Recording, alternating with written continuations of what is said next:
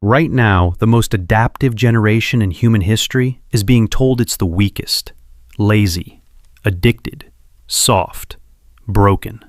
And it's being told this by the exact people who could never have survived the world it grew up in. If you're Gen Z, you've heard every one of those labels, from teachers, from bosses, from strangers online, sometimes from your own family, so many times that a quiet part of you started to wonder if they were true. Here's the truth.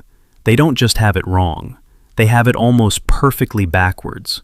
Because when you look at Gen Z the way psychology does, not through headlines, but through how the human mind actually adapts to its environment, nearly everything this generation gets mocked for turns out to be a sophisticated response to a world no generation before it ever had to survive.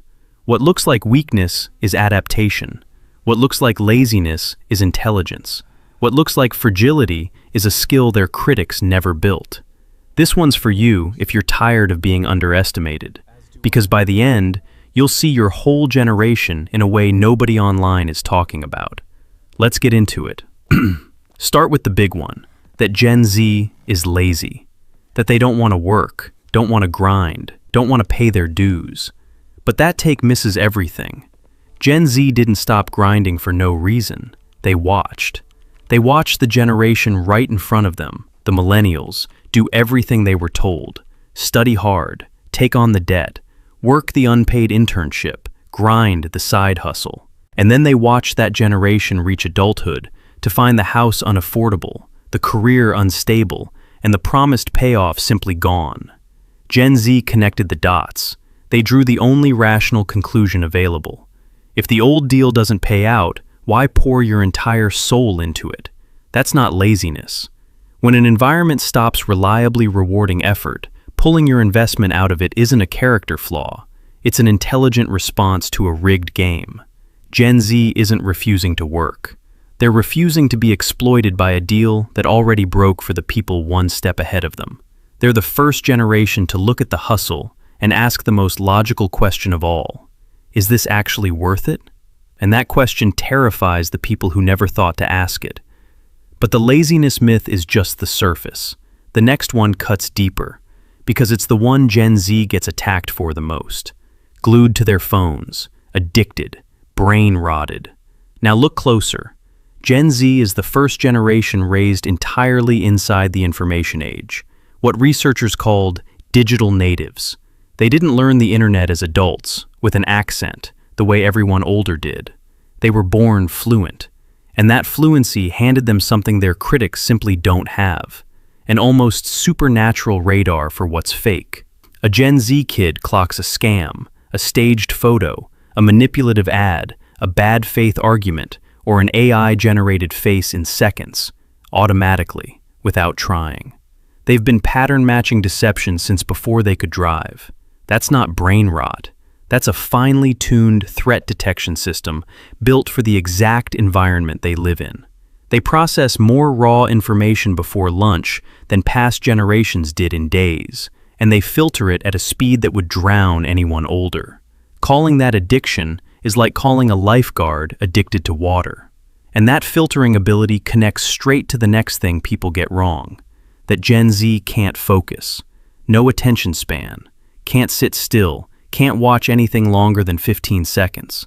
But attention isn't a fixed tank you're born with more or less of. Attention is a filter, and Gen Z's filter is ruthless, because it has to be. There's a name for the state of constantly scanning a dozen streams of information at once: continuous, partial attention. To people who grew up with one TV channel and one phone in the hallway, that scanning looks like distraction. It isn't. It's triage.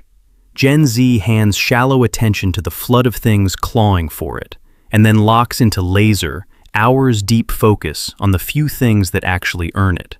Watch a Gen Z kid who genuinely cares about something: a game, a craft, a cause, a person.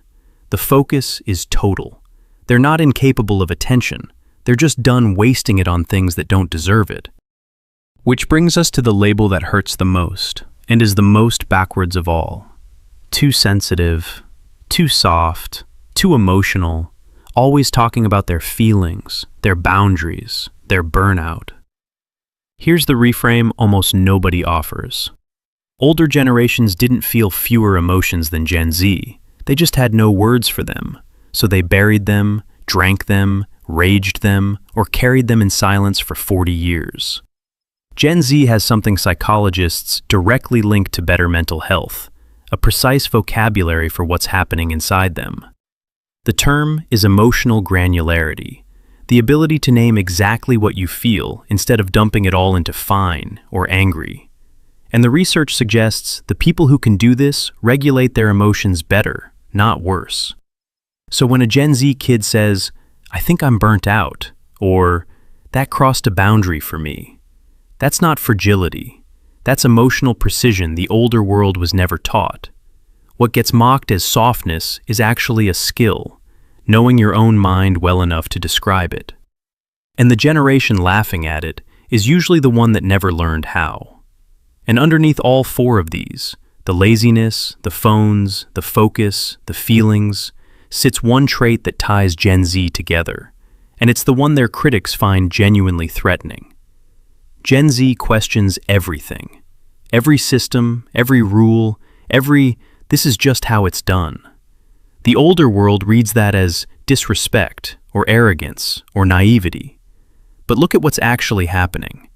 When you grow up with the entire record of human knowledge in your pocket, every contradiction, every broken promise, every institution caught lying, all searchable in seconds, you don't develop blind faith in authority. You develop a default setting of prove it. That's not cynicism, it's clarity. Gen Z sees through things faster than any generation before it because it was handed the tools to check the claim in real time. They're not too quick to doubt. Everyone else was just too slow to question. But here's the part of the story nobody tells. Being constantly underestimated has a price.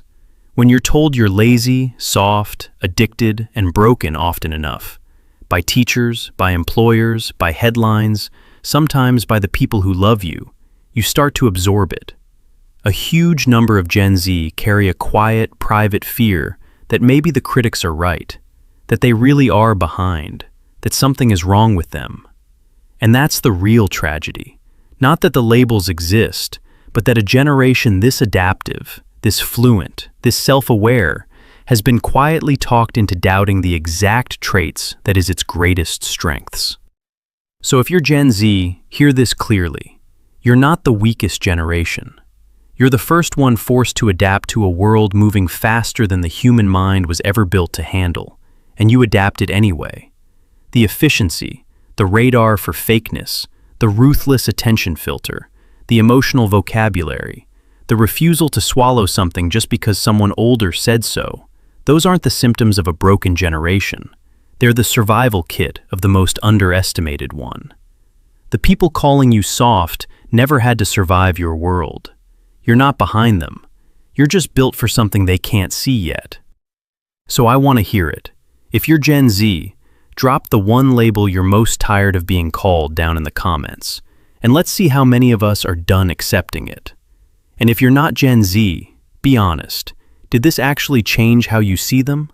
I'll be reading the replies, because that conversation is the entire point. If this made you feel seen, or made you see someone else differently, subscribe. This is exactly what we do here. I'll see you in the next one.